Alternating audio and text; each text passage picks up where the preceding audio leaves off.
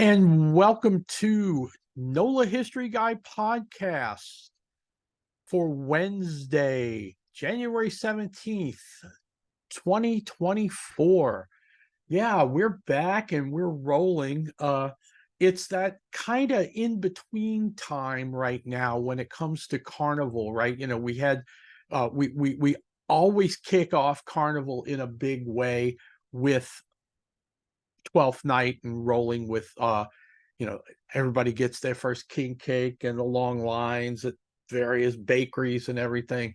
And then of course Twelfth Night revelers and the funny 40 fellows and all of the initial stuff to kick off Carnival so that it's the Feast of the Epiphany. We're kind of moved from Christmas right into it and go from there. Now we're kind of in that time where we're trying different king cakes and we're getting psyched up. If you're in a carnival organization, you might have a ball or a supper dance or other events going on in private, but there's no real public presence to carnival right now except for king cakes, and that's not necessarily a bad thing, right? So now is a good time for what I call a carnival primer. uh, I've given this talk before to various groups that come. It's usually out of town groups that come for a convention or a meeting or something in the summertime, and they want to know a little bit more. Hey, what can you tell us about Mardi Gras? And oh, sure, absolutely, not a problem, especially for folks that have never been and never experienced. Hopefully, they come back, that kind of thing. So here we go with our Carnival primer, going way back into history up to current times. Of course, I'm Ed Brandley. I am the NOLA History Guy. It's at NOLA History Guy on pretty much everything from Twitter to all the way to Threads and Instagram, you name it. I'm NOLA History Guy there. So let's talk about basically a history of Mardi Gras, a carnival primer here. We'll talk about the origins of carnival, talk about where carnival kind of rolls into the more modern age, starting with the Mystic Crew of Comus and then the old line parades. We'll talk about Black Mardi Gras as well, our super cruise, Yardi Gras, and then we'll bring it all home with talking about where we are now and what's going on. Origins of Carnival, we'll talk about going back into medieval Europe and European traditions that come over with colonization of Louisiana and going from there. Here's a float from the crew of Proteus in 1931. It's showing a medieval Mardi Gras celebration, and of course there's a couple of things going on here. The big thing is, you're rolling from the Lord of the Manor, the Lord of the Castle back in medieval times would have, of course, Christmas court, and then you'd have another gathering and another feast and celebration for the Epiphany for Twelfth Night. And that would all keep rolling, and there would just generally be a festive mood after Epiphany that would come to a climax on Mardi Gras, on Fat Tuesday. And the idea was that, of course, Fat Tuesday got that name because it was the last blowout or the last feast and celebration before Lent. And so basically the idea of a Mardi Gras, or of a Carnevale, farewell to flesh celebration on Fat Tuesday, the big event, if you will, at the castle, at the manor for the lord, the baron, the earl, the duke, depending on where you are in the feudal system, is going to be to knight the young men who are coming of age. One of the things here, of course, the idea behind Lent is a period of sacrifice before Easter, which in the Catholic Christian liturgical calendar, Easter is the most important feast, Good Friday, Holy Saturday, Easter Sunday. From a more practical standpoint, the idea here was that Lent was the beginning of the planting season and the beginning of spring. And one of the things about that, it's like the last thing you want is drunken revelry when the planting has to be done. The other catch is that springtime moving into the summer is when the lords and the kings go to war. March and early spring, you start getting into the crummy weather of early spring and the old April showers make May flowers. So they're not quite going to war yet, but that gives time for the armies to train and work and incorporate the new knights into the formations and that kind of thing. So we need to knight we need to knight the 18-year-olds, right? We need to knight the squires that are coming up. And that's where Mardi Gras comes in. It's that blowout before Lent. You knight the young men, you proclaim, dub them with the sword. Then you have a huge bash on Mardi Gras to have the big feast and celebrate their new status as knights. And then you wake up, you go to church on Ash Wednesday and start preparing for war. And Proteus gives us a float that illustrates this in 1931, showing us medieval Mardi Gras. The tradition of the king cake goes back prior to the 1850s. You see that the carnival celebration is by and large a family/private one. So you would have the tradition of the gâteau de roi or the galette de roi, depending on the type of cake you have. These are the king cakes in the original form. That's a whole nother discussion in terms of what we see with the king cake and the modern tradition of the king cake. But you get the idea. It's like it starts as a family celebration. You have a lovely dinner, and then you bring out the gâteau de roi and serve the king cake.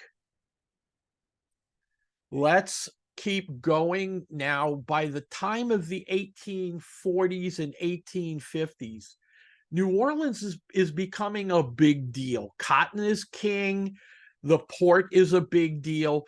Riverboats, the steamboats are bringing cotton down the river to the port to then export it back up north to the various ports on the Atlantic, and then of course across the ocean, across the Atlantic, back to Europe.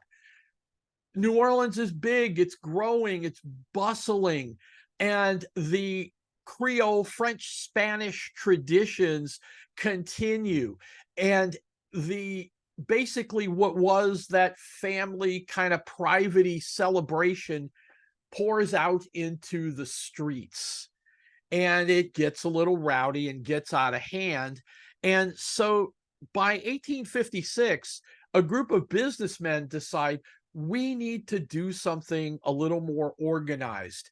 And in 1856, a group of businessmen who were from New Orleans and also a few were from Mobile come together and they form a secret society. And they call that secret society the Mystic Crew of Comus. They organize in the fall and winter of 1856, and they hold their first parade for Mardi Gras, for Carnival Day, in 1857. And you see those basically, so you've got several parades prior to the Southern Rebellion, but after 1861, in 1862, of course, you start having the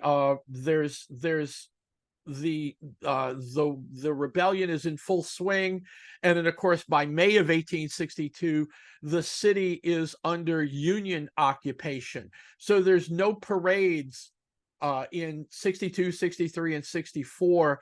Actually 65 as well. The parade comes back in 1866 and continued on from there into the 20th century. The last parade of the Mystic Crew of Comus was in 1993. The crew suspended their parade as part of a protest for what was known in terms of New Orleans and carnival history as the Mardi Gras Ordinance, where the Black majority city council at the time wanted to impose restrictions on the private clubs that sponsored the parade, saying you had to open up your membership rolls. And these were secret societies. They didn't want to do that. So they stopped parading in 1993 because that was the way to avoid having to follow the city's restrictions.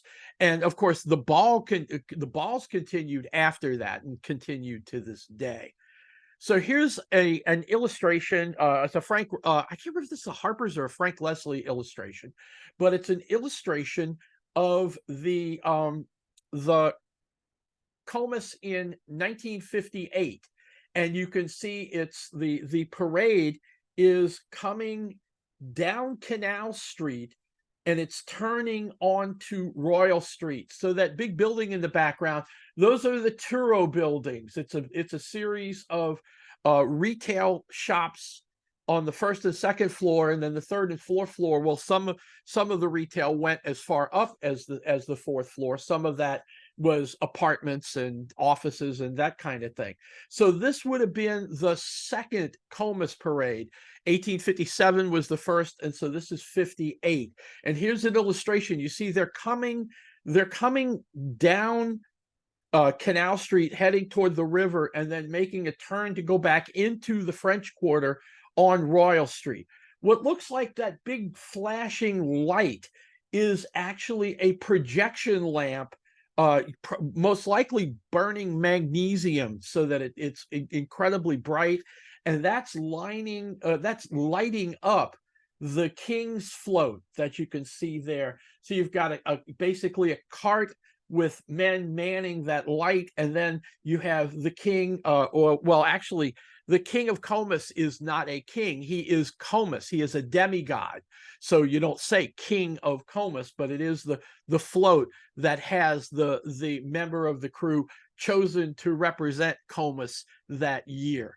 So it's a small affair at this point, mostly walking, marching, people in costumes, on horseback, that kind of thing, with just a couple of floats at this point. But it's still, you can see there a fairly good-sized crowd came out to see the parade, and you can see the balcony of the Turo buildings, and it's people there, and then folks in the neutral ground as well. Side note on this from the guy who wrote the book on the Canal Streetcar, there's no streetcar there's no Canal Streetcar yet in the neutral ground of Canal Street. The other streetcar lines are coming up from uptown and turning around, that kind of thing, but there's no streetcar yet that's servicing Canal Street at this point. Moving on, let's fast forward 9 years to 1867, and now what we're seeing is the parade has gone through the quarter, and it's the route evolved over a bit of time, but here the parade is moving into uptown. It's on the other sides of Canal Street. So the previous illustration from 1858 shows the parade going into the quarter. Now the parade has gone down Canal Street, and it's made a right turn on Canal heading into uptown now. And you can see the St. Charles Theater there as a geographic reference that they've turned and come in. Of course, the Mystic Crew of Comus was always a night parade. And initially you saw just that big spotlight to focus on Comus and the float that he's riding on. Now you see the beginnings of the flambeau. And in this case, you see we've got black men who are holding the flambeau on long poles on their shoulder, and then the actual torches, the actual burning kerosene, is in little pots that are on those long poles that they're holding on their shoulders. And of course this evolves because that's not terribly practical. It's, you still have people who are going to push and shove and interfere with this, and so it could, presented some potential problems with this, that kind of thing. So you can see on the right hand side there's a sign that says Lords of the Ladle, and you start seeing a fatted calf and a fatted pig and fish for seafood celebrations, along with wine, all again portending the purpose of Carnival, which is that last big blowout before Lent. Move a few years ahead to 1870. 1873. Now, by 1873, Comus isn't the only game in town. There's other parades that are happening as well during the day, in particular Rex on Carnival Day. But Comus wraps up the Carnival celebration as the last thing happening. And so what we see here is Comus coming down Canal Street. They're on the uptown side. That's how they make that turn onto that's how they make the turn onto St. Charles Avenue. And you can see the celebration there, and the various stores and shops have set up reviewing stands. They're flying flags to celebrate, to honor Rex and Comus as they go by. You can see there's a title wagon that's in front, says Mystic Crew Comus, and the theme of the parade, missing links to Darwin's origin of the species. The flambeau here, you can see now, are what we now know as the classic flambeau presentation. Each one of the flambeau carriers is holding a pole that at the top of the pole has a bucket of kerosene. On those metal plates that are attached to the pole, that's a torch.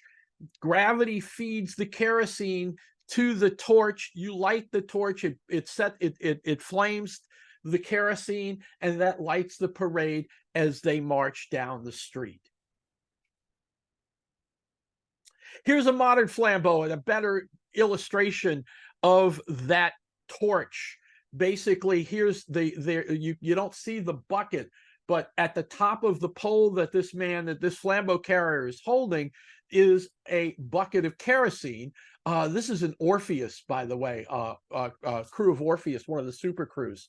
You can tell because of the lyre, that's their logo, that's on the metal plate. So there's a bucket of kerosene up there feeding those two burning torch areas on the flambeau, and he's just marching down the street, heading, lighting up the parade.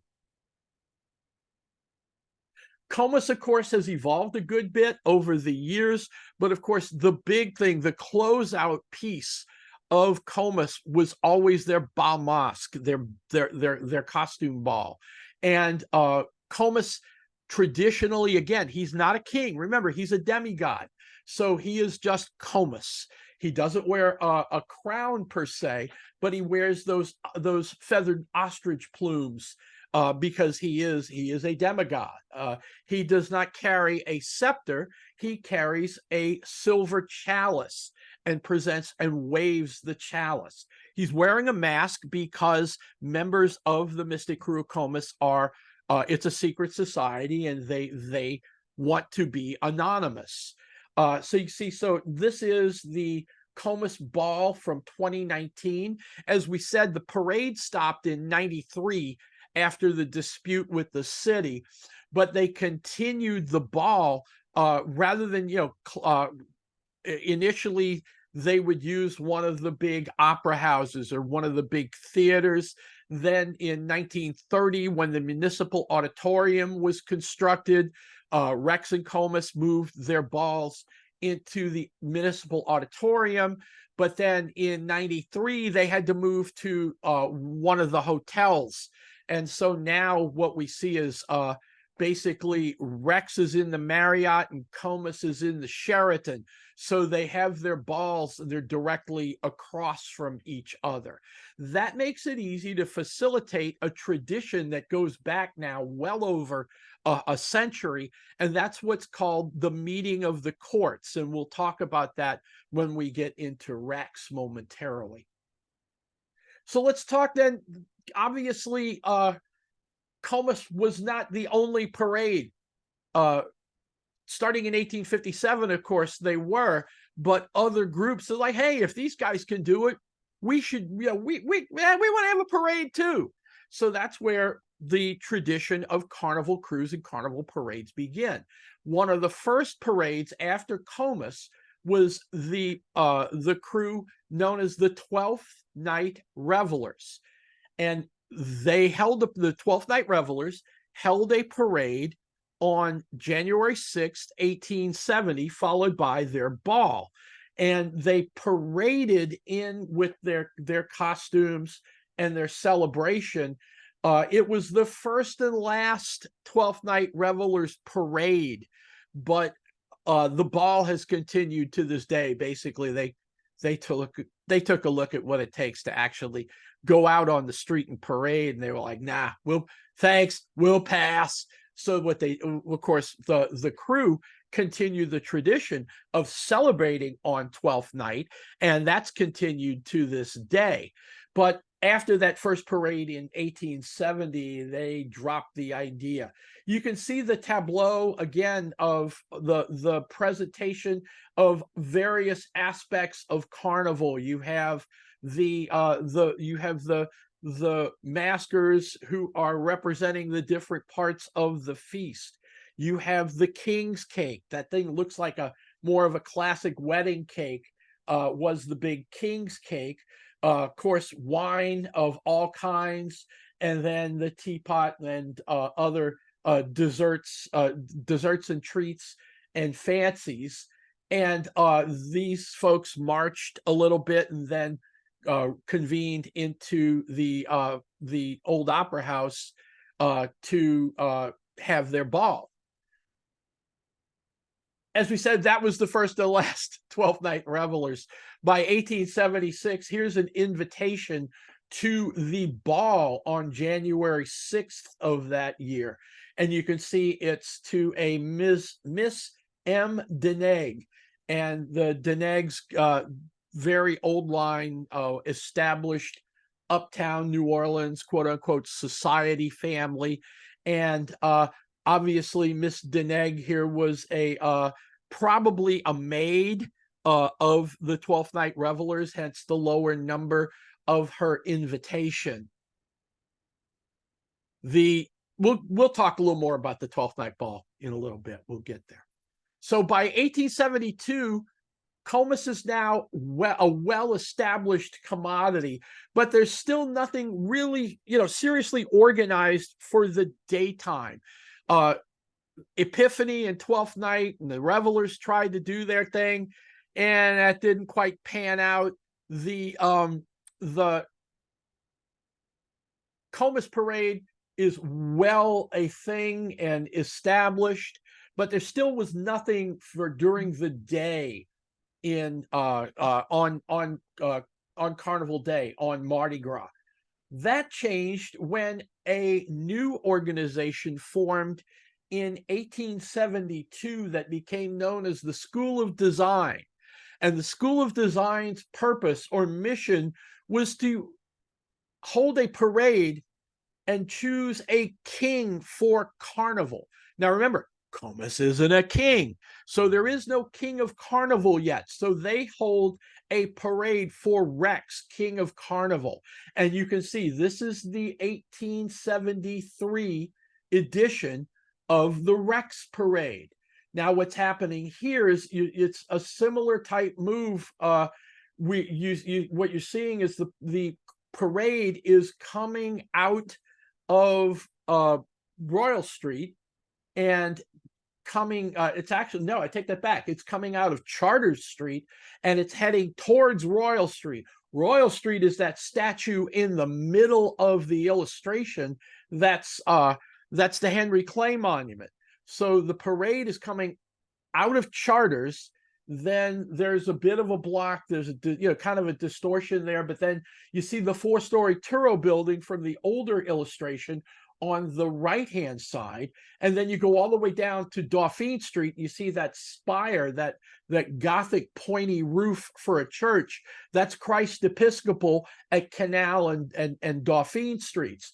So the parade is on both sides of the street at this point. You can see there are the floats that are turning off of Charters to go up Canal Street. They're going to go up past Dauphine, make a U-turn, and now you can see on the left-hand side, the floats are turning onto St. Charles Avenue to go uptown. So this is Rex 1873. That evening, Rex holds the school design. They hold a ball. The caption, this is an illustration of the ball. The caption for this says, "Grand Ball of His Royal Highness Rex, King of Carnival, at the Exposition Hall," which was down on St. Charles Avenue, on February 25th, 1873. And you can see that the men of the crew have changed from their costumes during the day that they wore on the floats or on horseback. Now they're in formal attire with their ladies who are in their finest gowns, celebrating until midnight, till the end of Carnival. Modern day Rex is, well, Rex, of course, has become a big thing. It's the idea of creating a King of Carnival stuck. And so the School of Design, or what's also known as the Rex organization, names a civic leader annually to be the King of Carnival. There's no secrecy here. They dress up Rex with the beard and the mustache to give him some gravitas, but his name is published in the paper, and everyone, there's no secrecy here for who Rex is. At his side, of course, is his consort, the Queen of Carnival, who is one of the premier debutantes of the year. You know how you have debutante cotillions in other cities.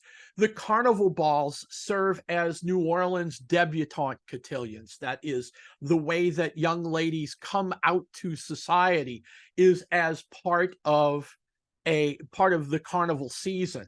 So the different debutantes are all presented at the various carnival balls. You have the different debutantes will be chosen to be the queen and the first maid of the various carnival organizations, culminating with Rex and Comus.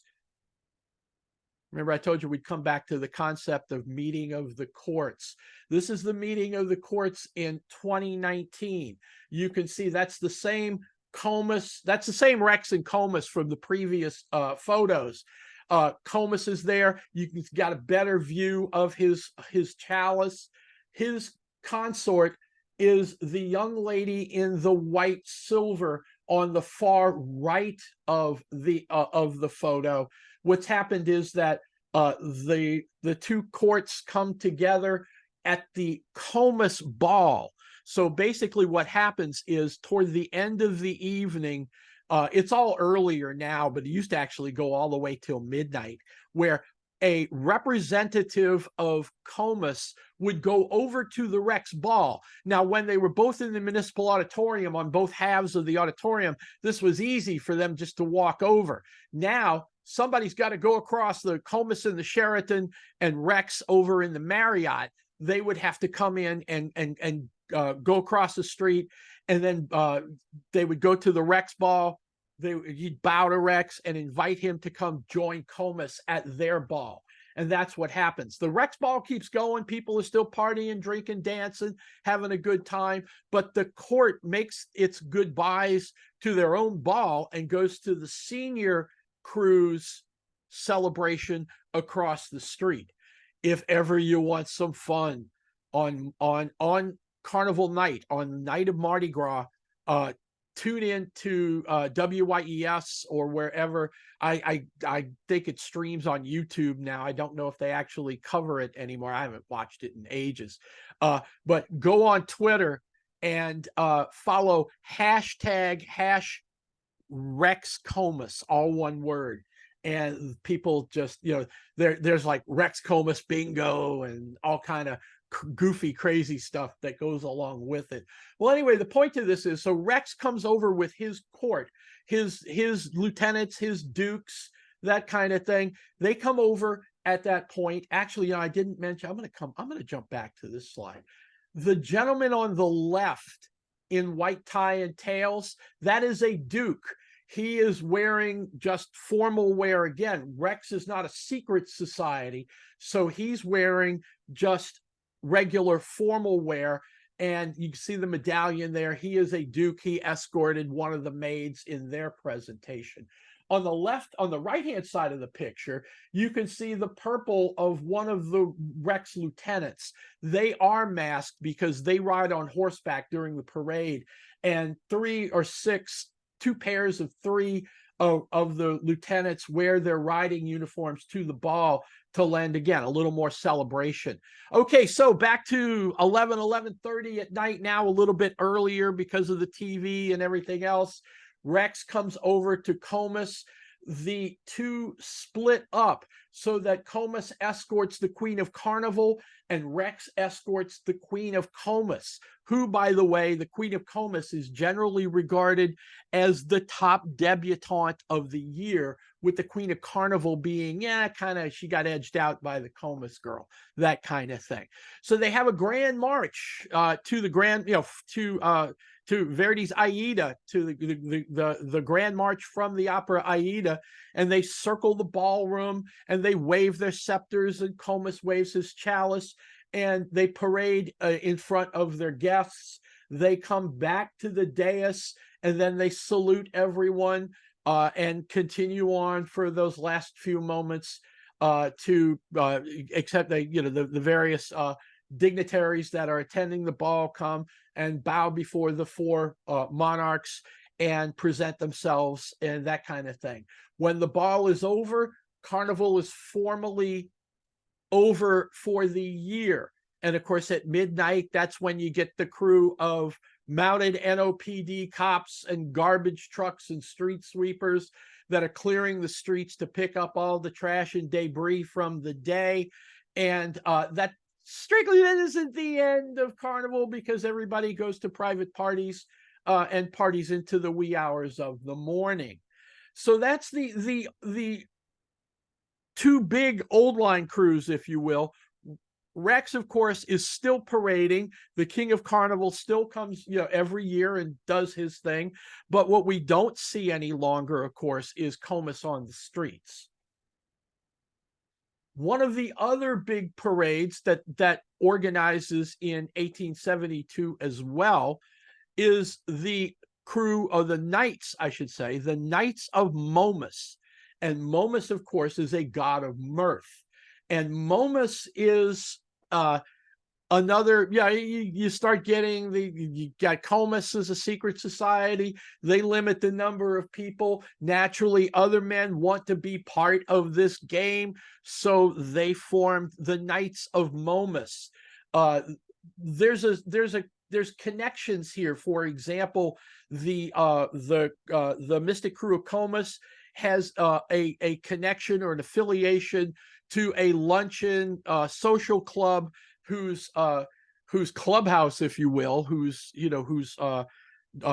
domicile is in the 800 block of Canal Street. It's the Boston Club. Momus has a connection to the Louisiana Club, which is another luncheon businessman's club. That, again, these are closed membership organizations, quote unquote, secret societies. So you can see here the captain of Momus is presenting a scroll to Momus 2017, and he's being supervised, he's being observed by the dukes of the organization. They're all wearing masks. You know, it's not a coincidence that the captain of Comus and the captain of Momus and a few other crews are wearing white robes, but that we try not to discuss that as much any longer. You get the idea there. But anyway, so the captain is the guy with the plumed headdress, and he's presenting a scroll to Momus declaring that this is his night and his ball, and he is the guy. Momus stopped parading in 1993 as well, as part of the Mardi Gras ordinance mess. And one of the things that happened over time was that they, you know, basically these guys, they just, they were not going to play with the city, and they were not going to comply with the majority, you know, with the majority Black city council and make changes to what they do. They would rather go inside and not parade at that point. I honestly think in some cases those guys actually thought that the public, you know, that the public outcry for these parades would bring them back and change things. Well, you know what? It didn't. But that's okay. You know, it's like this, they still do their thing. So Momus has their ball. Momus originally paraded on the Thursday before Mardi Gras. Now their ball is on that night, but the parade schedule has changed dramatically since they no longer parade. One of the things that happened, though, with Comus and Momus and these old line organizations is over time, the men who left or said, no, we're not doing this anymore in 1993, you know what? They were getting old, and their sons and grandsons are like, hey, come on, we want to parade. This is fun stuff. And so it created chaos in the old luncheon clubs and the old line organizations. And that chaos became celebrated as the Nights of Chaos. And basically the idea here was the younger men of these families said, no, we want a parade. So they reorganized a carnival organization to meet the standards of the city. And basically they were like, we are not Momus, we are not Comus, we are the Knights of Chaos. We're going to do things a little bit differently and that kind of thing. And so chaos returned after, oh gosh, I guess about 8 years, 9 years of no parading by the old line organizations. And this new organization forms. They form, you know, they do their floats. They have a supper dance. They don't have a ball per se because the old line organizations still have the debutante balls. But chaos now becomes part of the outward parade, the outward parade tradition of Carnival. Another parade that formed up with a bit of the old line folks as well as new folks in a revolutionary manner is the coup d'etat, as in coup d'etat. And again, so this is 10 years later after the old line organizations depart from the streets, and they depart from the streets. Some of these men that paraded in those older crews want to come together. They revolutionize a little bit. I don't want to say they overthrow the old line crews, but then the idea here was the coup d'etat, like Momus doesn't have a king, or rather take it back, Comus doesn't have a king. The coup d'etat, who leads a coup d'etat? A dictator. So that the coup d'etat has a dictator. They have a banana wagon. They have all sorts of humorous aspects to the parade. What they do have is a traditional captain, and that's who you see here is the captain of the coup d'etat from 2003. There was one parade that came of the old line crews that left the streets in 1993 and returned in 2001. And that was the crew of Proteus. Proteus traditionally paraded on Mardi Gras. And going back, you can see the celebration there of their theme. You know, the basically the 2019 Proteus parade was a retrospective of the various themes of the parade through the years. And so this is the float to show the theme from 1881, the unseen New Orleans. And so you get the idea. This parade been around for a long time. I mean, 1881, that's basically 9 years after Rex. So we're talking an old crew. They followed suit in 1993, but they came back on their own in 2001. And they continue to parade on Mardi Gras. The Twelfth Night Revelers, of course, continued their tradition. They didn't need to leave the streets because they left the streets in 1870. One of the more interesting aspects of the Twelfth Night Revelers Ball on January 6th was the complications of World War I. We don't celebrate Carnival. We didn't celebrate Carnival during the Southern Rebellion, World War I, and World War II. So by 1920, after the armistice and the end of World War I, there were 3 sets of maids and 3 queens at that point. You had the 1818 group, the 1819 group, 1918, 1919, and 1920. So the 12th Night Ball actually enthroned 3 courts. They had 3 queens that year, so lest we deny the young ladies their chance to be presented to society. So that's the idea. So in 1920, this is a clipping from the New Orleans Times-Picayune talking about the 3 courts on January 6, 1920. Here's a float. This is a Comus float from 1952, but the theme that year was a shout out to other carnival organizations. And so this is float 6, or car 6, as you can see in the notation underneath. The float designs back in the day would be originally like a charcoal or a pencil sketch, and you'd take the pencil sketch and an artist would take over and then apply watercolors to it, and you'd end up with a watercolor painting, a watercolor illustration that then you would turn over to the float builders. And this is the float in the 52 Comus Parade celebrating or honoring the 12th Night Revelers. And you can see the bell, the jingle bells, the cowbell are all the symbols of making noise and announcing the beginning of Carnival. You see the maskers who are now taking to the streets, ringing the bells and going from there. You see the king cake, a little more of a classic king cake by night, that what we know as a king cake, you know, the oval shaped cake. You see there in the front that says 12th Night, the knight's helmet, because that was the idea behind Carnival, or Mardi Gras was the knighting of the new squires. So that's basically the idea there. It's the old wagon floats, and you can see it says 10 men, and it shows you the positions, 5 on each side for Comus that year. It's the old wagon wheel floats that are still in use by Proteus and Chaos to this day.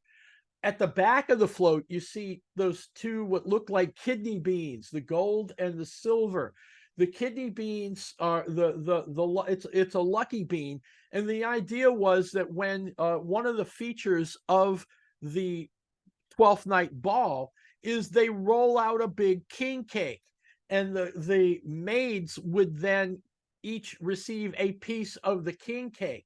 and the debutante or the maid who received the gold bean became the queen, and the ones who received the silver beans became the maids for that year.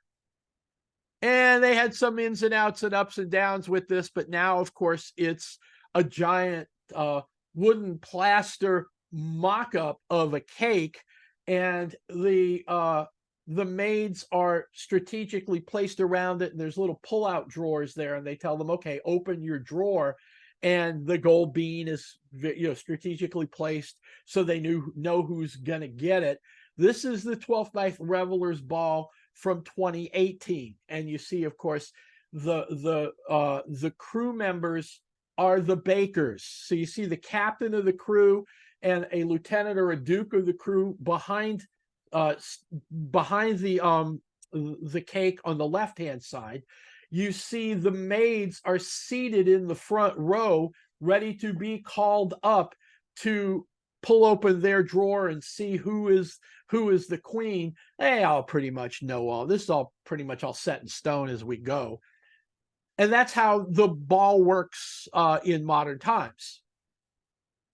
In addition to the crew members dressed up as bakers, you have the big heads. And the big head thing, that's an ongoing tradition. There's always been a joke about that in particular with Rex Comus, because Rex at the Rex Ball, Kern Studios makes these big costumes with the giant heads. The guy is actually chest high on the thing, and the head is all, you know, the face and the hat of the baker is all a big headpiece that somebody inside that is wearing. This is, of course, the 12th Night Revelers Ball. These photos are from photographer Josh Brasted, who this is from 2018, and the 12th Night Revelers Ball was held at the Ritz-Carlton at the time. Main reason for that is, you know, the 12th Night Revelers could probably have gotten away with using the municipal auditorium, but at this point, the auditorium no longer could support that because it was converted to the original casino and all sorts of things going on with that facility. So everything's done in hotels now. And of course, once the 12th Night Revelers are doing their thing, we kick off King Cake season on January 6th. Here's a very classic iced king cake from Adrian's Bakery out in Gentilly. Adrian is a great man. His family are wonderful people. You want a good king cake, and believe me, they're not paying me for this. I like their baked goods. I like their Danish and donuts and everything. They're at Paris Avenue in Gentilly. I'm sorry, Paris Avenue in Mirabeau out in Gentilly. In addition to the 12th Night Revelers, another group formed up back in the 1870s, and it was kind of a frat boy group before frat boys were cool. But basically, it was a group of men who were not up to the status, if you will, of the Rex organization. So they would parade behind the Rex parade or mixed into the parade. There wasn't a lot of restrictions back then. It wasn't like cops were going to show them the door, that kind of thing. And they would basically mock the King of Carnival. By 1883, this group, the Funny 40 Fellows, became much more organized. They didn't hold their own, they weren't following Rex anymore, but they became a thing and had their own ball and tableau on 12th Night. So you had the 12th Night Revelers in one theater or opera house, and in 1883, the Funny 40 Fellows with PH instead of F's for all of those words had their celebration at the St. Charles Theater on St. Charles Avenue. The Funny 40 Fellows did not last long into the 20th century and kind of fizzled. But by the 1990s, Errol Laborde, who is the editor emeritus of New Orleans Magazine and wrote for just about everything and has written a number of books and is generally regarded as a brilliant authority on New Orleans politics and society, Errol is talking and chatting with friends, and they're all like, man, we ought to have our own parade. And they're like, yeah, do you know how much parades cost and floats and everything else? And one of the folks in that social group said, how about if we hire a streetcar? Because back in the 90s, it was easy to just charter a streetcar, bring on your own keg, bring your own liquor, food, whatever you wanted. It was a chartered vintage 1923 arch roof St. Charles streetcar. And so the Funny 40 Fellows reconstituted in the 90s. And here's a shot of people waving out to folks on most likely, you see the guy with the camera lens there. This is most likely shot in the streetcar barn. This is an infragmation photo from '09. And basically the Funny 40 Fellows would be two streetcars full of party goers that Errol and his friends and colleagues and everything else, they would load up these two streetcars and then ride down St. Charles Avenue to Lee Circle. So they would start up on South Carrollton Avenue at Carrollton Station at the streetcar barn. They'd go down Carrollton, turn onto St. Charles, announcing and declaring the celebration of Carnival. And then basically the streetcars would then circle. They wouldn't go into town, but they'd circle around Harmony Circle and come back the other way and return to the barn. For the last 2 years, my high school, Brother Martin High School, has had they've had a celebration at an alumni's house on St. Charles Avenue, and they've had Arthur Hardy come because Arthur was a longtime band director at Brother Martin. And then left Brother Martin to do the Mardi Gras guide and become basically the Mardi Gras authority that he is at in the actually I think it was in the 80s he left. But anyway, so Arthur rides on the Funny 40 Fellows streetcar. They stop in front of this alum's house on St. Charles Avenue, and then they have basically a nice fancy party at this alum's house. So it's, and of course, it's a fundraiser for the school and that kind of thing. So that's the Funny 40 Fellows, keeping the 12th Night tradition, or putting a public face to the 12th Night tradition. Pretty much everything we've talked about so far has been segregated. We're talking everything up to now, with the exception of black men carrying the flambeaux, has been for white folks. Strictly speaking, enslavement still existed when Comus began with their first parade in 1857. Of course, the 13th Amendment, by the time you see those illustrations from the 1870s and 1880s, the black men were no longer enslaved, but they're still not treated, still, incredible amount of segregation coming into Jim Crow, et cetera, et cetera. So black folks had their own way of doing Carnival because, well, they had to, and they weren't going to be, weren't just going to, oh, well, that's for white people. No, it's Carnival. It's the, it's coming into Lent and that kind of thing. So black folks still had their way of doing things. And going back into the late 1870s, 1880s, you start seeing black men doing what's known as masking Indian. And the idea was for black men in New Orleans to make elaborate Native American, elaborate costumes celebrating the indigenous, celebrating Native Americans. There's all kinds of theories on how this got started, like inspired by Native Americans who were traveling with the traveling carnival type shows, like Wild Bill Hickok's Western show, that kind of thing. And you always had Native Americans in classic Plains Indian garb and that kind of thing. And that's some of the theories as to how this got started, that black men would say, well, we're going to honor, we're not, we're indigenous to the extent that we were brought over here enslaved. And so they would honor the tradition of local indigenous and mask Indian, as it were. And while most of the time, in terms of uh, popular parlance and commentary, we see that we still refer to these groups as Mardi Gras Indians. It's a family event. You have the warriors, then you have the chief, and then an organization or a tribe will have a big chief, and the big chief will have, or the Indian chief and the Indian big chief for that tribe or for that carnival organization, of course, will have a consort, and they refer to them as the queen and the big queen. And you got to get the kid. Yeah, you can't not have the kids involved, right? So even the kids would mask Indian as well.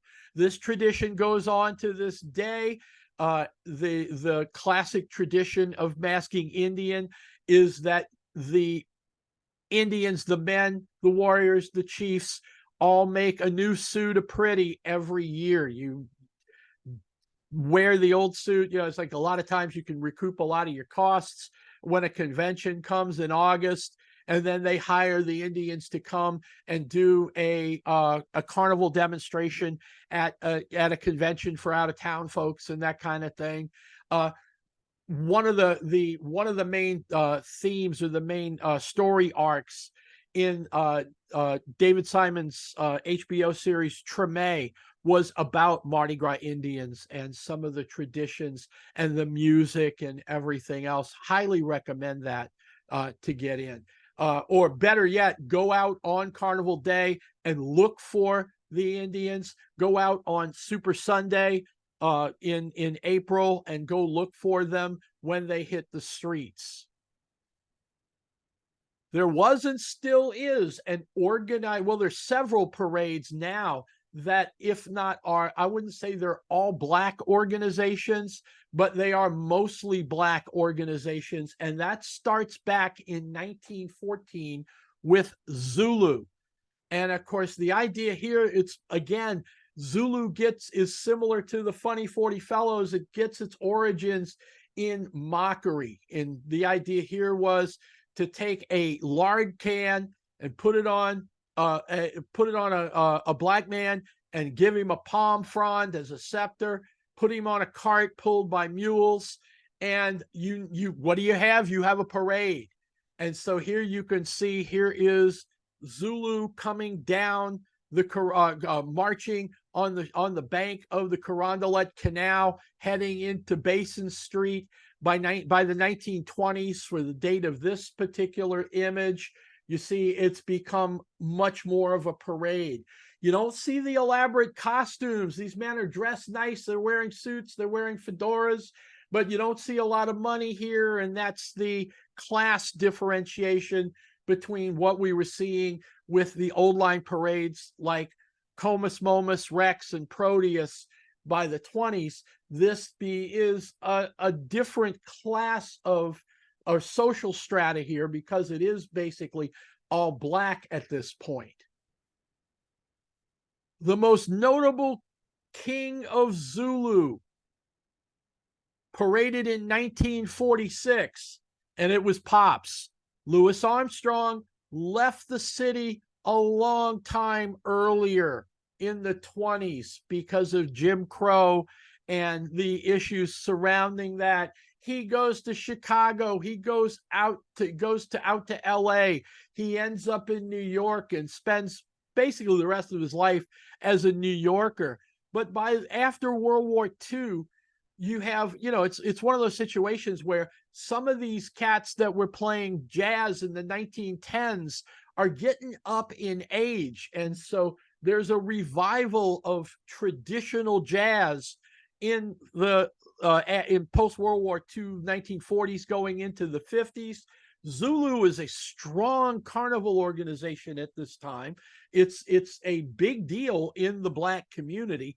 So they talk Pops, they fly Pops down, put him in blackface like the traditional Zulu members, and he is the king of Zulu for Carnival 1946. The classic throw, the most coveted thing you can catch isn't beads or doubloons at a Zulu parade. It's the Zulu coconut. Zulu members will buy coconuts. They'll drain the milk, they'll hollow it out, and then shave the coconut, paint them gold, paint them black, put decorations, glitter, put a glitter Z on the coconut, and those become very prized, very precious catches. So yeah, it's like they originally they would toss and throw them. That got complicated because coconuts can be heavy and cause injury. So city ordinance says that you have to hand them down off the float instead of throwing them. Look, this is Zulu from just a few years ago, from 2018.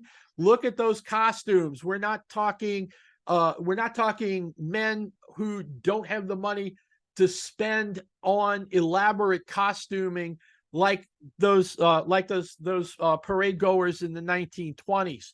These are men of New Orleans society. They are wearing, they put a lot of money into this, just like they're buying these, so they're putting a lot of money into it. Unlike the Indians, you mask Indian, you make your own costume and that kind of thing. And look at that Q on the left. He's taking that seriously with that blue and purple and gold, costume with the elaborate elaborate headpiece. And then you've got the Zulu that's kind of looking like a witch doctor in the middle there, and kind of get the idea here. It's Zulu. It's a big deal. The Zulu parades on Mardi Gras morning, the tradition there was that Zulu would step off around 8 a.m. from Jackson and Claiborne. They'd go down Jackson to St. Charles. They'd turn on St. Charles and head into the city. At that point, they pass by Gallier Hall. They're saluted, toasted by the mayor, that kind of thing. Over time, you started seeing like Mayor Mark Morial would ride with the cops in front of Zulu, and then he'd dismount at Gallier Hall, so he'd be in position to welcome Zulu the King when the parade got there a little bit later, that kind of thing. So that's the idea, basically, is that Zulu will head into the city and pass Gallier Hall with Rex stepping off and parading. What Rex would do is they leave their den on Claiborne, between Louisiana and Napoleon. They would go up Claiborne to Napoleon Avenue, turn and go down Napoleon to St. Charles, and then they would go down St. Charles into town. So basically, the theory was, with the news and the new news and everything, that Rex would hit Gallier Hall around 11:30, and then they would you'd have Rex at the Pickwick Club at the corner of St. Charles and Canal, right at the noon news and everything. Some of that's changed a little bit. They don't use the Pickwick Club anymore. They use the Intercontinental Hotel, but you still get the idea that it's the two big crews on Carnival Day. Zulu is not a cheap proposition if you want to be in the upper strata of the crew. To become King of Zulu, you have to campaign. You are chosen, you are elected King Zulu by voting members of the Zulu Social Aid and Pleasure Club.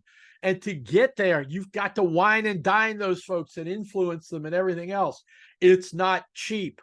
But if you have the money, like in 2020, Dr. Chandan Macias, I'm sorry, Chandan Macias is the queen, my bad. Mr. Brian Sims, campaigned, became Zulu the King, and has this incredibly elaborate costume and a matching one for Dr. Macias, who was his consort that year. There's action in the background there. You can see they're forming up at the Zulu Ball, which the Zulu Ball traditionally is the Friday before Mardi Gras. So Crew d'Etat, the Crew of Hermes, and other stuff going on the street. Zulu goes to the convention center and has their big ball. And you can see they're lining up just like Rex, just like Comus. You have a grand march. They're lining up so that King and Queen Zulu are going to lead the court. You can see on the left-hand side there, Zulu presents their debutantes as well. Black Carnival is, like I said, it is a thing. And you can see those ladies in the long white dresses. That's the court. Those are the maids of Zulu. They are the ladies being presented to polite society, in this case for 2020. 2020, of course, was the last carnival before the pandemic. And there are a lot of people that blame Mardi Gras for a lot of the spread of the pandemic, which is, I'm not an epidemiologist or an infectious disease person, but man, you put a whole bunch of people together and we really didn't know for sure what was going on then. But yeah, I'm sure that had something to do with it all as well. But you can see that at the time, they didn't quite, that was not a concern. We were still celebrating. Debutantes, as we said, the carnival organizations presented their young ladies to society. Debutante season, the cotillion season that you'd see in other cities, the white debutantes would participate in the old line carnival balls. Those were the debutante cotillions, as it were. Black society was not to be outdone, and there were beginning with the original Illinois club. Here's a shot of the ball and the court of the original Illinois club, one of the first Black society debutante cotillions, of course, held during carnival time, just in sync with white society. This one in 1895. Then there was the Young Men's Illinois Club. As Zulu became, more respected, more organized, and more of a traditional thing, Zulu, as you saw coming back from that 2020 photo, you see Zulu also presents Debs and presents a court as well. Okay, so there's our old line cruise and our Black Carnival.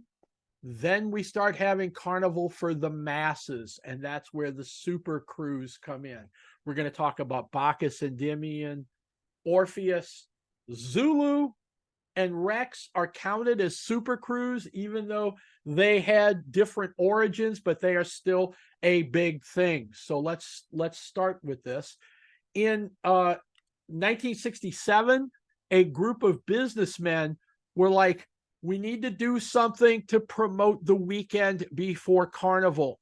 You've got everything happening on Monday night and Tuesday, and you've got people from out of town that are going, I can't come, I've got to go to work, that kind of thing.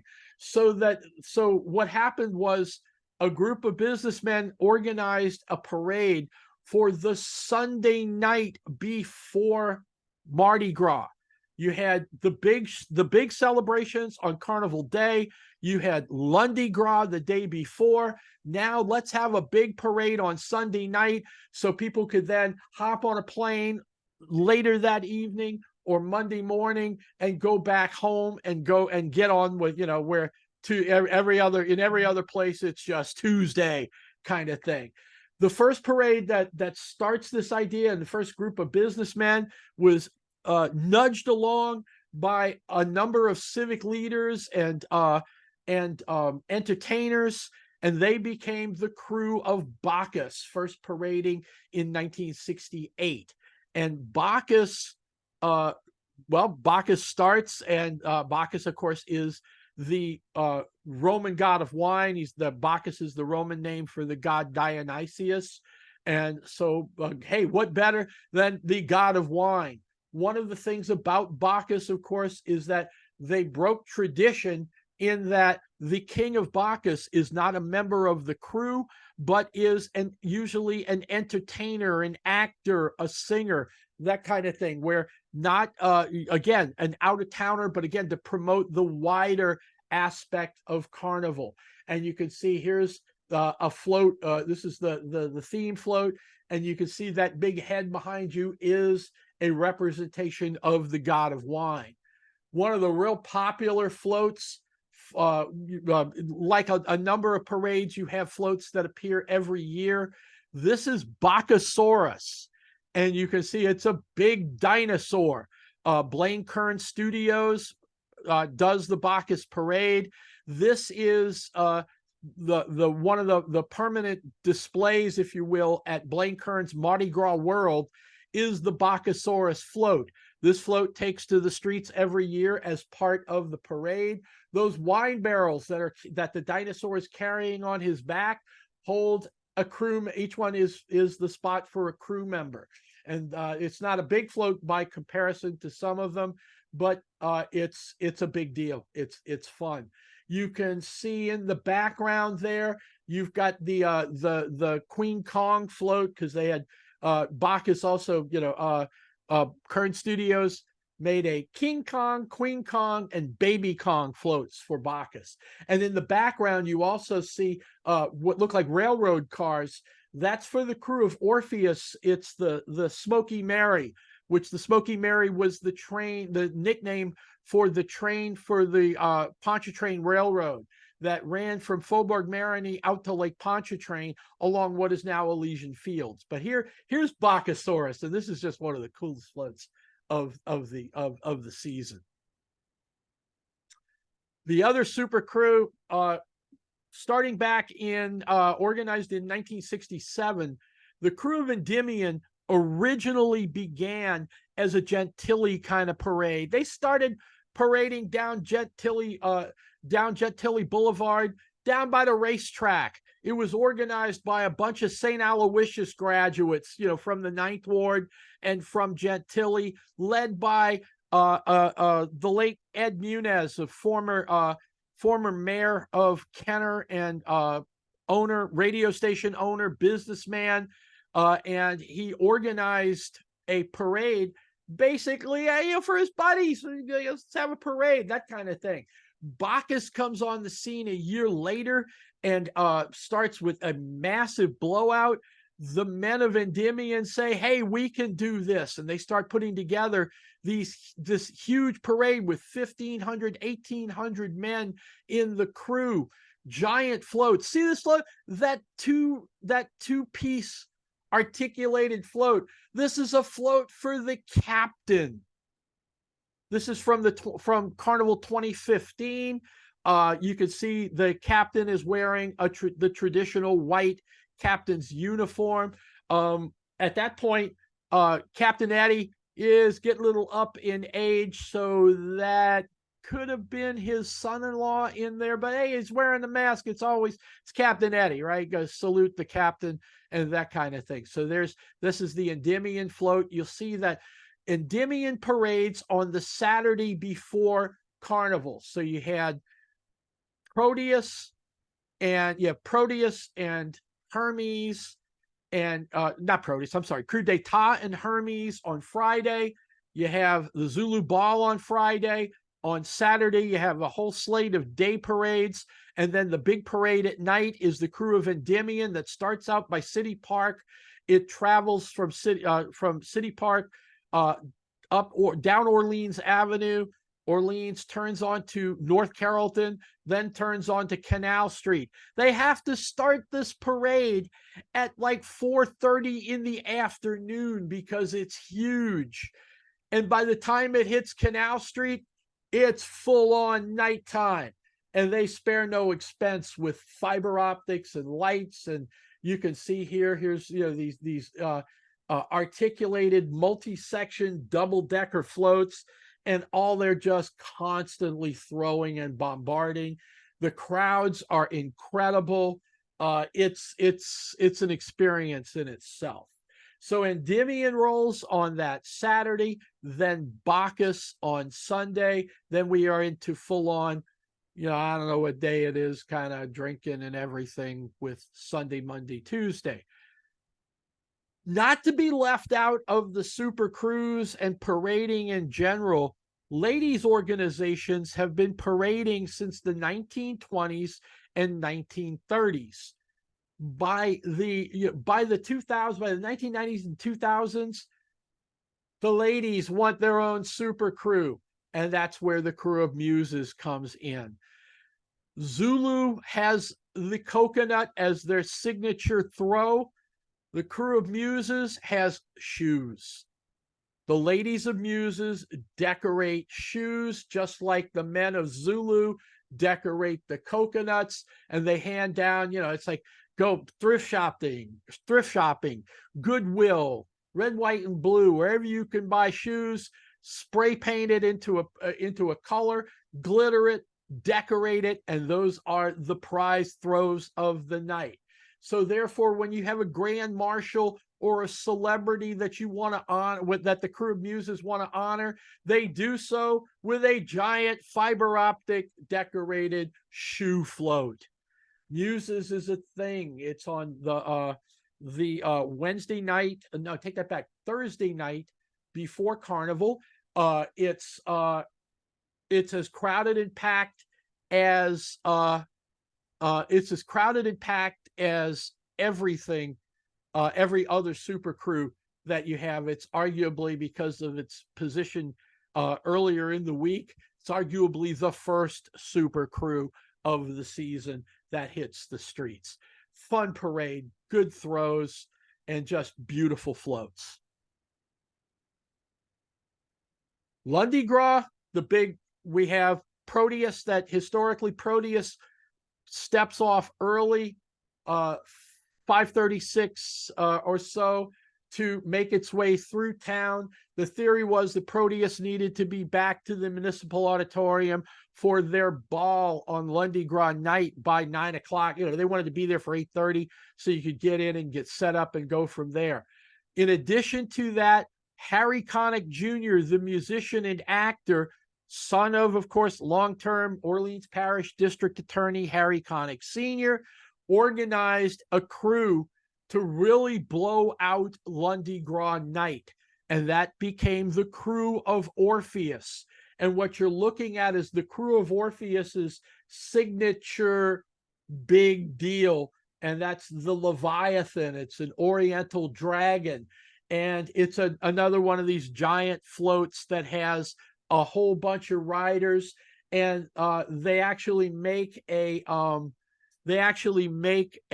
Leviathan plushie that, believe me, my now 35-year-old son would kill for those when he was like 6 or 7, that kind of thing. This is the Leviathan float, which is a recurring float from Current Studios every year. This is Orpheus from 2010. Carnival parades are more than just floats. You've got bands, music, marching groups, dancing groups, all sorts of stuff going on. One of the signature bands of Carnival season is the Marching 100, the Purple Knights of St. Augustine High School. You know how other parts of the country have HBCUs, historically Black colleges and universities? New Orleans, it's hold my beer, right? So New Orleans, we go beyond that.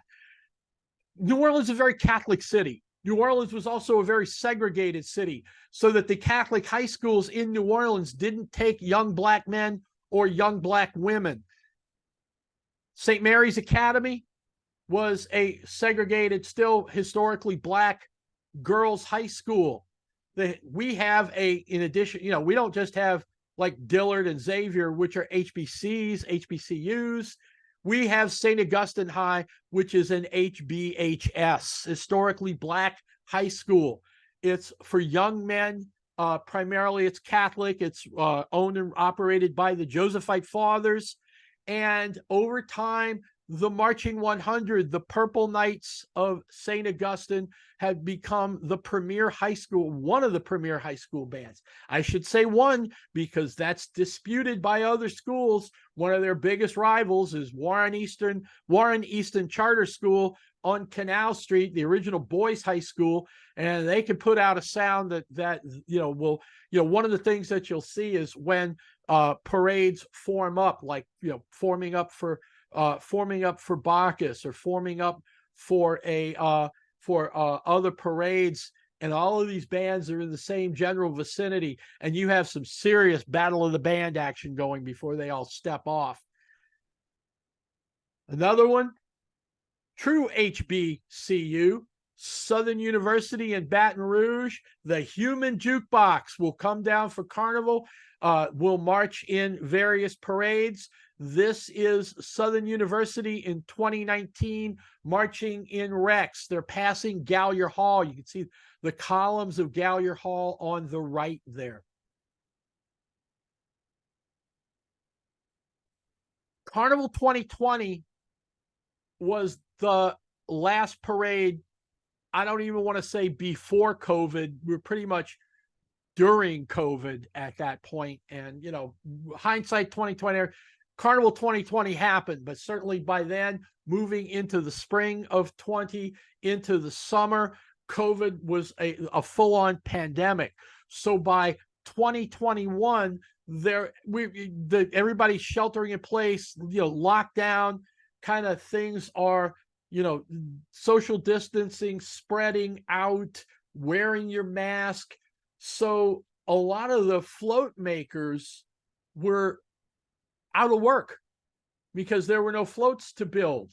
So folks would say, hey, if you want to decorate my house, we can do that. And the float builders, the artists, would put together sponsors. And what happened was what evolved, and what happened for Carnival 2021 was what was known as Mardi Gras, where basically we had house floats, not houseboats, but house floats. And the professional artisans would work out an arrangement with somebody, like here's a double in the Irish Channel that was decorated up, kind of looking like a little bit of a voodoo d'etat kind of thing going on there with the skull.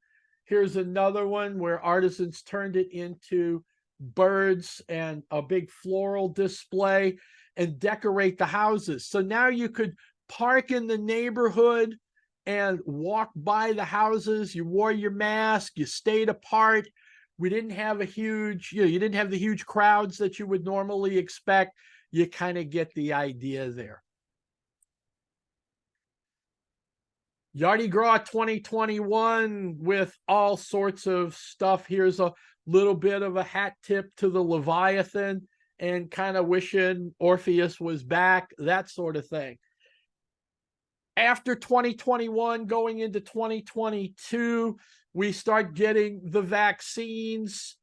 People are starting to return to a non-pandemic life, not a non-COVID life, because we're still living the full COVID life. But by last year in particular, by 2023, Carnival was full on back out, people coming out on the street. We're vaccinated. We're not as many people wearing masks as probably ought to, but you get the idea. And so, of course, we're really in full swing again with Carnival last year. Here's the crew of Proteus on Mardi Gras night with the U.S. Marine Corps leading off the parade. It's a tradition among a number of the older old line crews. Also because you don't see as many high schools coming out on Mardi Gras and Mardi Gras, because even the kids and the teachers want to go out and be out with their friends and family for Mardi Gras. So you have a lot of military units that have bands that will come in town, or you have schools like the Citadel in South Carolina, the Citadel in Charleston, South Carolina, and their drill team will come down. Army bands, Air Force bands, the Marines here, that kind of thing. So the parade goes on, the entertainment goes on, just inviting in some of the men and women who serve in our armed forces. Here's a float from the Proteus parade last year. So the Marines lead it off. Here's the theme of Proteus for last year. Here's Proteus, the god of the sea, presenting the year's theme. Thanks to Mobilis in Mobili, obviously, that is a contributor to Wikimedia Commons, who took these great pictures from last year. Mobilis moved into the French Quarter for Carnival Day, and you can see he's got shooting just the general crowd scene on Bourbon Street on Carnival Day last year. Here's another shot of most likely Zulu on that's not Bourbon Street. I captioned that wrong.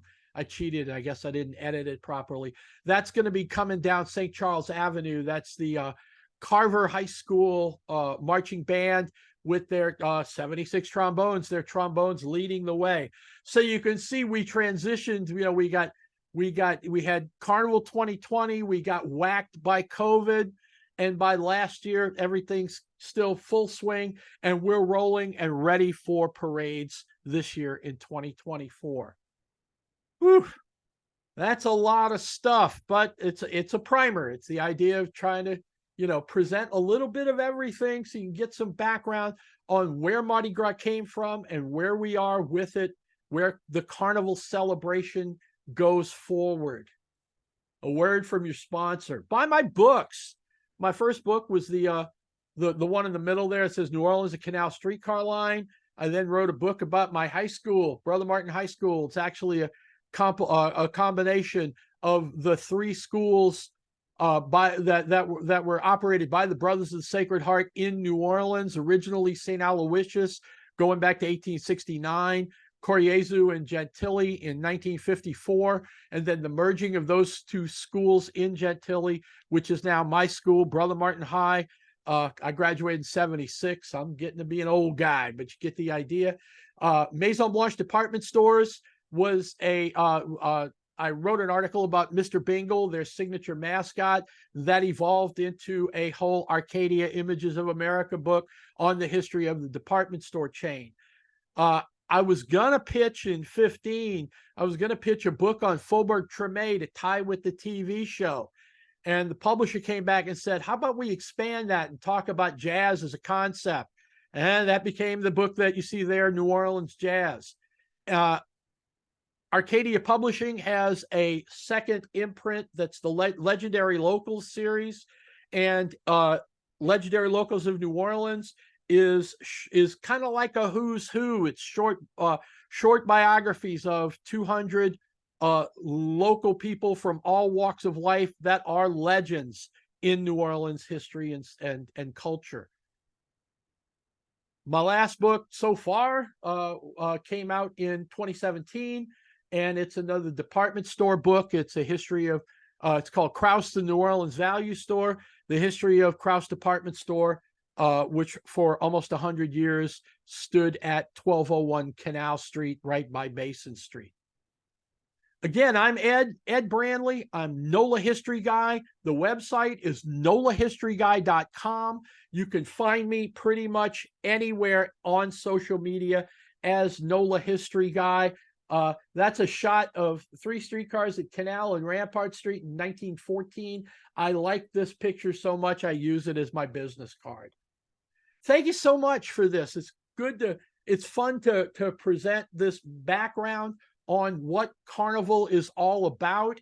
I hope you enjoyed it. If you have questions, thoughts, comments, please leave them on Facebook, Threads, Twitter, wherever you see me or see this. Let's talk about things. You want to share a story? I'm all about it. That's literally what I like to do, is tell stories and listen to them.